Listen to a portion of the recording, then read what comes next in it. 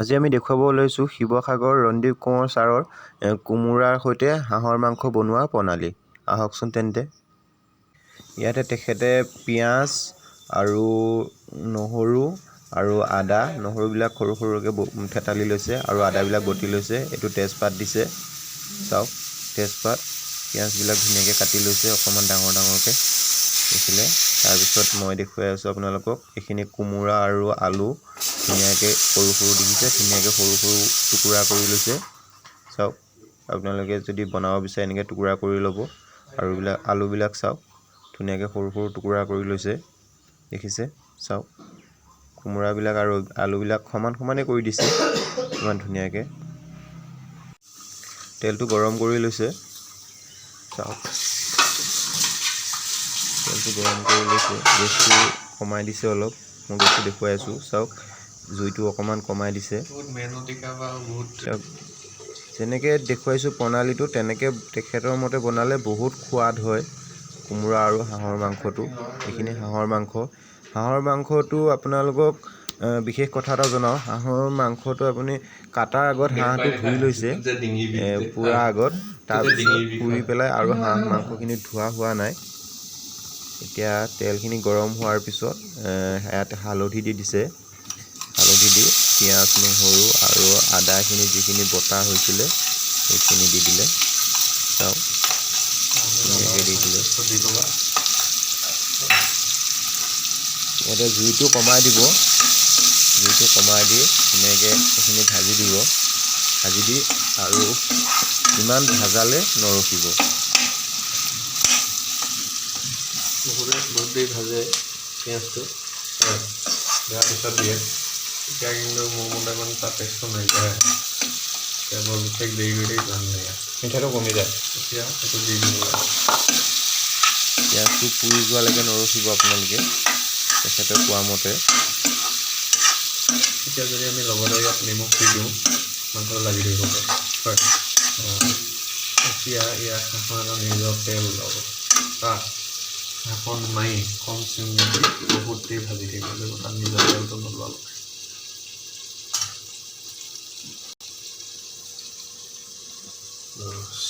মানুহ মাতা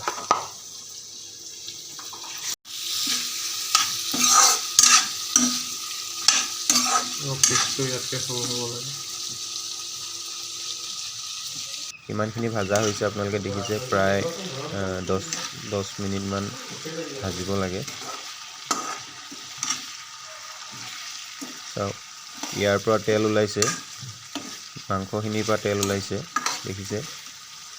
কম জুইটো একেবাৰে কমাই দিছে, কমাই দি পেলাই মাংসখিনি, পিঁয়াজখিনি চাওক পিঁয়াজখিনিয়ে ভাজা যোৱা নাই, জুইটো ইমান কমাই দিছে।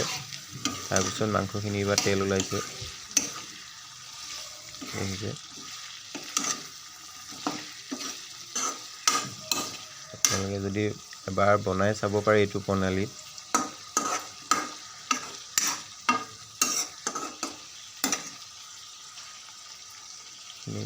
ধুনীয়াকৈ এতিয়া ৰাখিব, ৰাখি পেলাই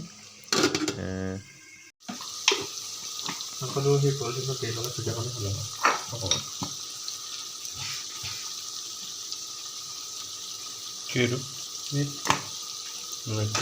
মিট মছলা দিছে আৰু জিৰা গুড়ি অকণমান দিছে। দিয়াৰ পিছত চাওক এই অকণমান নামমাত্ৰ পানী দিছে, এক হেতাও নহয়, 2 চামুচমান পানী দিছে। পানী দি ভাজিবলৈ ধুনীয়াকৈ হেৰি কৰিছে। চাওক মছলাখিনি ধুনীয়াকৈ মিলাই দিছে দেখিলে। মছলাও একে বহুত মছলা দিয়া নাই, নামমাত্ৰ মছলা দিছে। এতিয়া ঢাকি দিছে দেখিলে। প্ৰায় 7 মিনিটমান ভজাৰ পিছত এইখিনি ধুনীয়া এটা এতিয়া নিমখ দিছে, ধুনীয়া এটা ৰং উঠিছে। নিমখটো মানে লাগি ধৰিব যে, সেইটো মানে আগতে দিয়া নাছিল।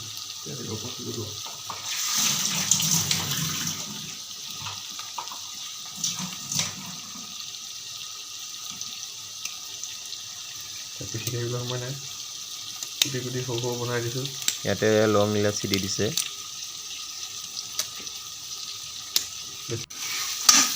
ধুনীয়াকৈ ভাজি দিছোঁ।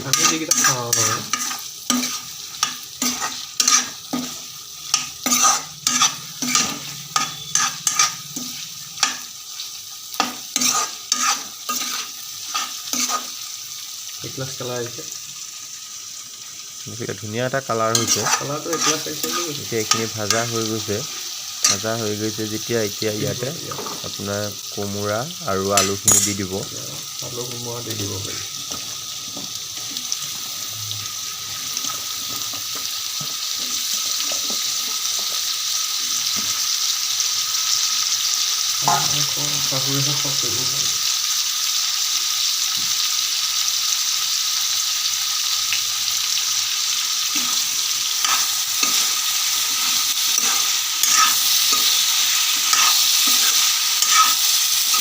কালাৰটো ধৰিব নোৱাৰিছিলে এতিয়া কোমোৰা দিছোঁ কালাৰটো গম পাই গৈছে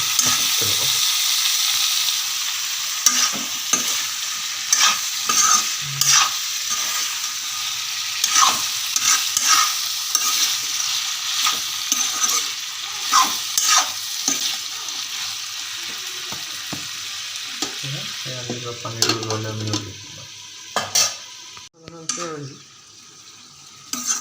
কোমোৰাৰ পৰা পানী ওলাইছে অকণ চাওক দেখিছে কোমোৰাৰ পৰা পানী ওলাইছে চাওক হালধিটো কমি আছে বগা হৈ আছে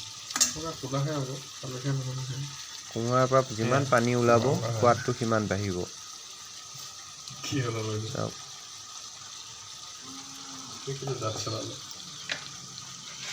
বেছিকৈ পৰি যাব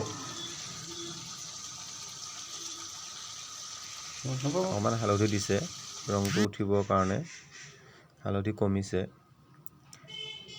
গতিকে হালধি অকণমান দি দিছে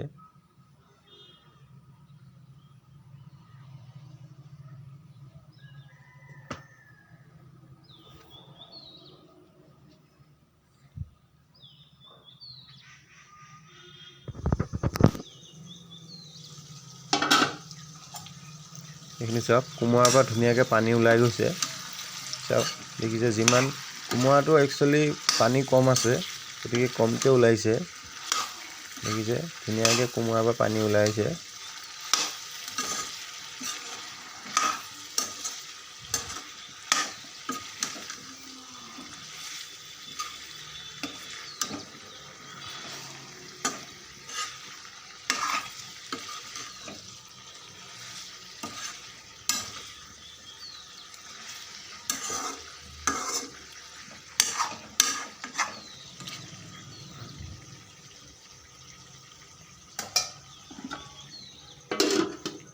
এতিয়া ধুনীয়াকৈ ইয়াক সিজিবলৈ দিব দেখিছে চাওক ইয়াৰ পানী কিমান ধুনীয়াকৈ তেল আৰু পানীটো মিক্স হৈ পেলাই কোমোৰাৰ পৰা ওলাইছে চাওক প্ৰায় 15 মিনিটমান ভাজাৰ পিছত এতিয়া কম পৰিমাণে পানী দি দিব আৰু অকণমান 1 বাতি আৰু অকণমান পানী দিছে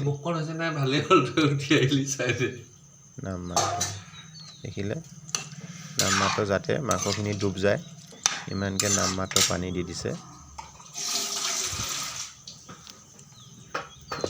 গোটেইখিনি ভাজা হৈ যোৱাৰ পিছত এতিয়া ধুনীয়াকৈ গোটেইখিনি সিজি পেলাই পানীটো শুহ যাবলৈ দিব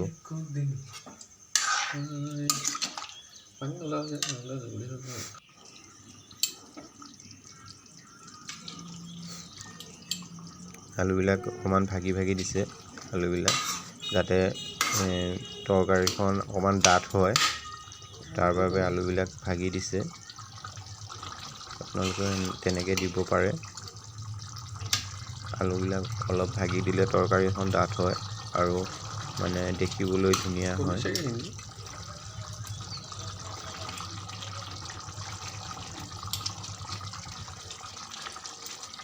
দেখিছে আপোনালোকে গোটেই প্ৰথমৰ পৰা মানে গোটেইখিনি ফ'ল' কৰিলে আপোনালোকৰ তৰকাৰীখনো বহুত সোৱাদযুক্ত হ'ব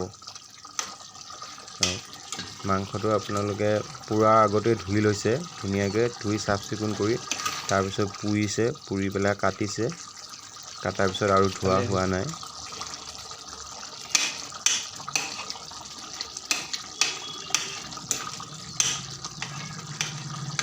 আৰু কিমান ধুনীয়া এটা ৰং হৈছে আৰু গোন্ধটো বহুত ধুনীয়া হৈছে এতিয়া হৈ গ'ল আমাৰ মাংসখিনি ইমানে জনালোঁ ধন্যবাদ